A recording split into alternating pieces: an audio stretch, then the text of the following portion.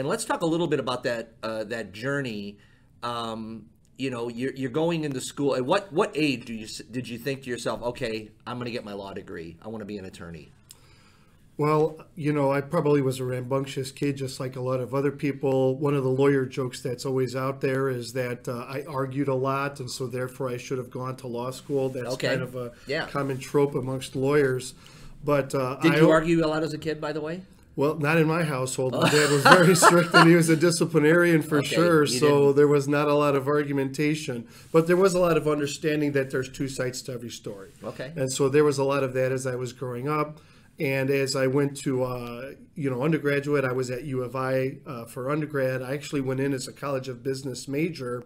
But about halfway through, I decided that perhaps I wanted to get a little bit more of what I would have viewed as a traditional liberal arts education, and I actually became a philosophy major. And so philosophy then, as I sat around the kitchen table at the house and I had a conversation with my dad, and I told him, I said, well, Dad, I think I'm going to change majors. I'm going to move from business. I'm going to move into philosophy. And he looked at me and goes, well, what the heck are you going to do with that? And at that point, that's when I really decided that I wanted to continue my education and go to law school.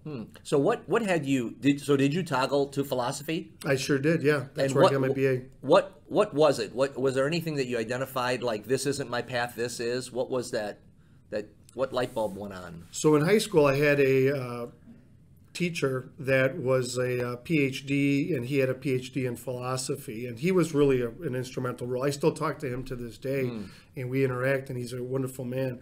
And he and I had talked, and I always appreciated that he seemed to know a lot about a lot of stuff. He was very well versed in art and history and culture and all of these other things.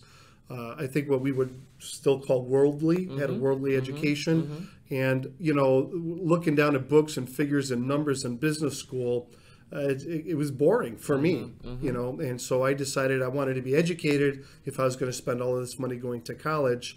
And I've always been a thinker, I suppose. Philosopher, the word really means lover of wisdom. So I felt that if I educated myself in the thoughts of a bunch of old dead guys, that I might myself grow in my own education. Yeah.